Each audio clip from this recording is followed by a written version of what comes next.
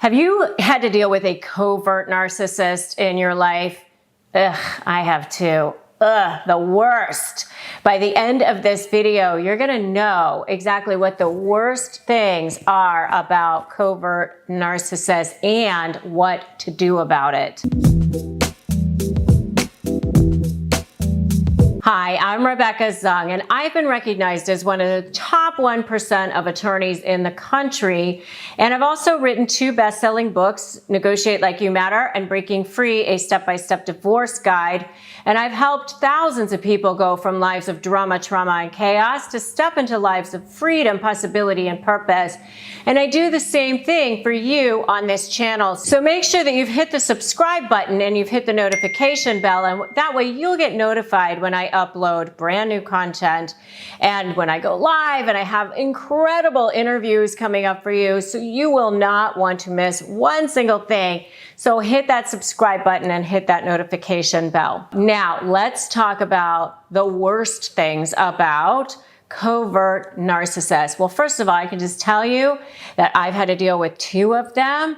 And, you know, I think malignant narcissists are heinous and awful. I think that overt or grandiose narcissists are terrible too. If you want to know more about the main kinds of narcissists, check out my video on the main kinds of narcissists. None of them are great.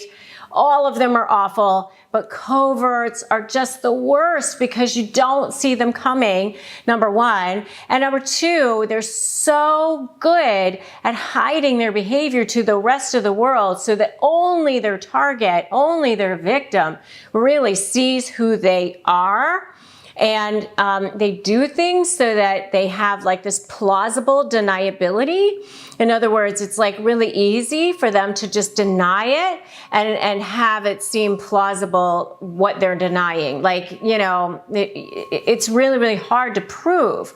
And so they do these little tiny things that make it worse for you. So I know the first thing that I thought of when somebody pointed out that someone was a covert was somebody pointed out to me that one of the people that I was dealing with was a narcissist. That person did not use the word covert. That person just said that other person that you're dealing with is a narcissist and has cluster B personality disorder. And I remember thinking, oh no, that can't be right. You know, to me, a narcissist was a person who was very, very boastful, very, very braggadocious, really out there telling everybody how great they are all the time for no reason, just to tell people, and didn't have any care or compassion for others. I did know that narcissists lacked empathy and didn't have the ability to care for others, but to me, the grandiose narcissist is the one that I had in my head. I didn't have a picture of a covert narcissist. I had never even heard that term before. And it wasn't until I read the book, The Covert Passive-Aggressive Narcissist, that I really started to understand the personality type. And that book is by Debbie Mirza, and I will definitely drop a link to that below. And if you want to know more about the covert passive-aggressive narcissist, check out my video on the covert passive-aggressive narcissist. That will definitely help you as well. But some of the worst things about that I think about covert narcissists is how underhanded they are. So they do things that are very passive aggressive.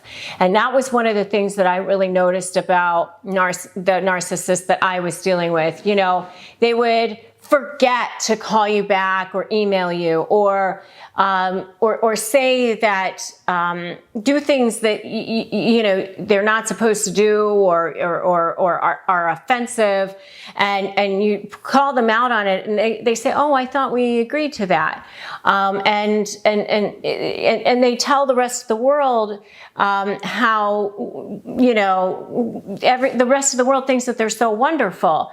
They think that they're so nice. They come across as like the nicest, most wonderful people. Sometimes they even, you know, paint themselves as a victim, you know, and, you know, maybe they're sick all the time or something like that.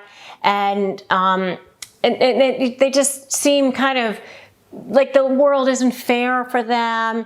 And so they paint themselves in these pictures. And covert narcissists also show up, by the way, as clergy, religious figures, leaders in a lot of ways. And so it's really, really hard to pinpoint them. And so in Craig Malkin's book, Rethinking Narcissism, he talks about the 3 E's and the 3 E's that covert narcissists, or he calls them introverted narcissists, have. So the first thing that he says that you see in covert narcissists is exploitation. A lot of narcissists do this, but coverts especially, they will exploit situations and people to use them so that they get more attention, so that they feel more special. And that is definitely what happened with me. And it's just something that they use to try to get narcissistic supply. They attach themselves to people so that they can suck supply out of them and almost like try to become that person. And so one of the things I want you to make sure that you understand is that narcissists don't attach themselves to you because you have so little value, even though that's what they want you to think. They attach themselves to you because you have so much value, because they wouldn't be interested in you if you couldn't give them narcissistic supply. So exploitation is one of the things that you will definitely see, and it's one of the worst things about covert narcissists. And if you think that this behavior is so disgusting, give me a yuck in the comments. The second thing that you will see, the second E that Craig Malkin talks about in his book, Rethinking Narcissism, is entitlement. They feel very entitled, even to things that don't have anything to do with them, even to, they want to take credit for things that they didn't do. They want to have attention for things that they didn't accomplish, but they feel entitled. They should sit in the seat of the best seat in the house, whatever that looks like, because they need that in order to feel special. And so entitlement is that second thing that you often see in covert narcissists. And the third thing that he talks about is empathy impairment, which, again, you see with all narcissists. What I have seen with covert narcissists is they know what they need to say in the moment that they need to say it. And one of the things that I've noticed about covert narcissists is that when somebody is ill or in the hospital or something like that, they are actually the first ones to show up. It's unlike the other narcissists, but coverts will oftentimes be the first ones to show up, be at the bedside, sending gifts weekly or doing whatever they need to, because they recognize that it's an opportunity to look good, to recognize that it's an opportunity for everybody to pay attention to the fact that, look at how wonderful this person was. They sat at the bedside the entire time. And, but they'll only be doing that if they think there's going to be a vast audience, that the right people will see it. It's not just because they actually care.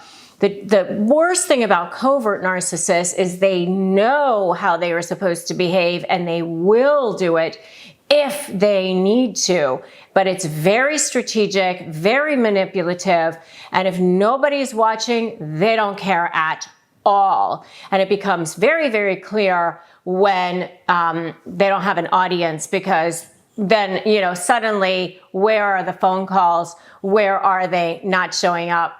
Because they have this empathy impairment. So if you are getting ready to negotiate with a narcissist, grab my free Crush My Negotiation prep worksheet at winmynegotiation.com. Don't walk into a negotiation without it. Just do yourself a favor and grab it, winmynegotiation.com.